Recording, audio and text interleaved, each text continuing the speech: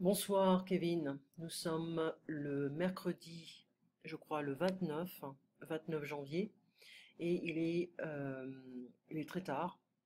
J'ai eu une journée très très chargée et demain, ce sera la même chose. Donc je fais l'enregistrement un peu tard, j'en ai 5 à faire avant d'aller dormir, et puis je pense que je ne vais pas devoir me réveiller trop tôt demain matin. C'est déjà un avantage, mais bon, j'ai beaucoup de cours. Alors, la dernière fois qu'on s'est vu, on a eu un cours le mercredi 22 janvier. Le lundi 20 janvier, c'était la fête de... Enfin, la fête, c'était le jour de MLK, qui a été commémoré par beaucoup de... par la communauté noire, par beaucoup de gens qui respectent ce personnage. C'est marrant parce que on repense à une époque dans les années 50-60 où le peuple noir, africain, afro-américain, était considéré comme une sous-race qui ne pouvait pas partager les mêmes choses avec les blancs et surtout qui ne pouvait pas aller à l'école. Alors, euh, c'était vraiment une sale période et il y avait beaucoup de réactionnaires, beaucoup d'intellectuels qui étaient contre ça, euh, notamment Howard Zinn, qui était un historien, professeur dans une université, et qui a manifesté pour que les Noirs puissent venir étudier à l'université, surtout dans le Sud.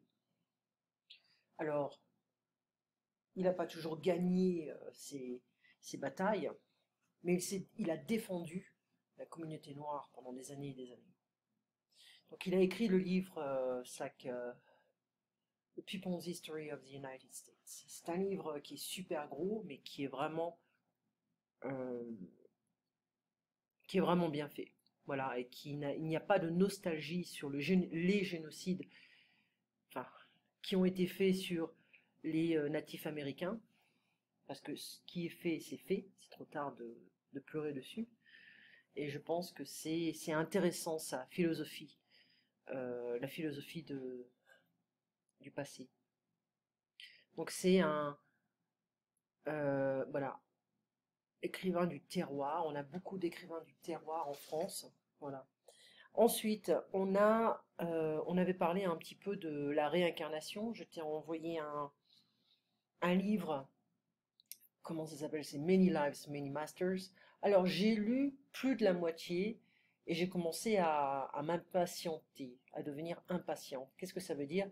Ça veut dire qu'il y a des choses qui commencent à ne pas être très logiques. Voilà.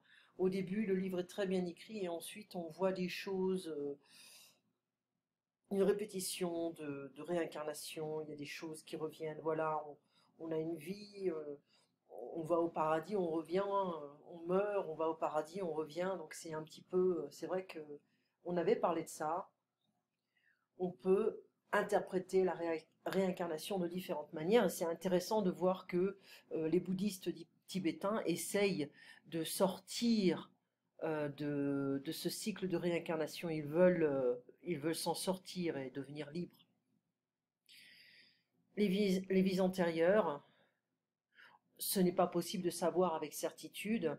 Et c'est vrai qu'il faut rassurer les gens sur un paradis qui est là, où on retrouve ses amis, sa famille, c'est vrai. Mais est-ce que tu croire en quelque chose? D'accord? Est-ce que tu crois en la réincarnation? Eh bien, on avait parlé des vies infinies avec l'expansion de l'univers. C'est un peu le système de l'Ouroboros. C'est le serpent qui se mord la queue et c'est donc une réaction infinie. Voilà, donc le passé revient. Voilà, tout se réécrit. Et donc une succession de vies non-stop. Est-ce que ça te fait peur ce concept? C'est vrai que ça peut faire peur à beaucoup de gens, hein. Beaucoup de chrétiens, beaucoup de catholiques, beaucoup de gens qui espèrent sortir de cette vie pour repartir à la maison, voilà. Donc le système du paradis, heaven, c'est vrai que c'est encore un concept qui est abstrait, on ne sait pas ce que c'est. Alors, ça, on avait fait, voilà, ça c'était, on avait fait communication progressive du français. Non, communication, c'est la compréhension, pardon, compréhension 3. Donc, je vais ouvrir le livre. Alors, comme promis, je vais mettre la page 32, 33, 34 sur la vidéo, si j'ai le temps. C'est arrivé quand? Ça, c'est la page 32 du livre Compréhension 3. Alors, on va écouter le document 1. C'est parti. On remet en arrière. Voilà. Écoutez. Leçon 2. Document 1, page 32. Nous reprenons l'antenne après cette page de publicité. Je vous rappelle que nous sommes en direct du Stade de France et que les deux équipes sont à égalité alors qu'il ne reste plus que 2 minutes de jeu. Allez les Bleus, il faut marquer avant que l'arbitre ne siffle la fin du match. Le score est actuellement de 0-0, 1 minute 30 avant la fin des prolongations. Après avoir manqué 2 buts, les joueurs semblent un peu démoralisés. Aïe aïe aïe, la balle est sortie, c'est le numéro 8 qui va la remettre en jeu. Allez, encore un petit effort. Le public l'encourage pendant qu'il se prépare, il tire, joli, le 10 récupère le ballon, passe au 12, le jeu s'accélère, il fait une passe latérale à l'avant-centre qui dribble, il y va, il est seul, il entre sur la surface de réparation, oui, il va marquer le but, fantastique tir du numéro 12, incroyable, moins d'une minute avant la fin du match, 1-0 pour les Bleus, belle victoire, bien méritée car les deux ont mené pendant toute la deuxième mi-temps, c'est du délire ici, les supporters sont debout dans les tribunes. Je crois qu'avant de retourner au vestiaire, les joueurs vont pouvoir faire le tour du stade sous les ovations du public. Extraordinaire, incroyable, à vous Paris. Ouh, c'était pas facile. C'est un match de foot. On commente un match de foot. Alors, on peut écouter ce document et dans un stade, voilà. La personne qui parle est sur un stade. Au début, enfin, ça peut être sur un stade ou ça peut être à la radio, mais je pense que c'est quelqu'un qui est euh, dans une cabine, hein, qui est pas trop insonorisée parce qu'on peut écouter ce qui se passe à l'extérieur, mais c'est protégé, hein, et c'est quelqu'un qui peut suivre le match en direct sans être à la radio. Donc, ce document est à la radio, on peut l'écouter à la radio, on peut l'écouter, c'est plus à la radio, je dirais. Mais la personne qui parle est sur un stade. Au début du document, les deux équipes font match nul.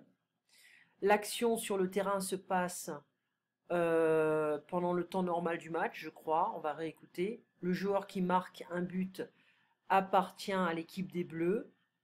Pendant la deuxième mi-temps, les Bleus ont moins bien joué que les joueurs de l'autre équipe. Les Bleus ont mieux joué que les joueurs de l'autre équipe, oui, parce qu'ils ont marqué un point, un but. On réécoute.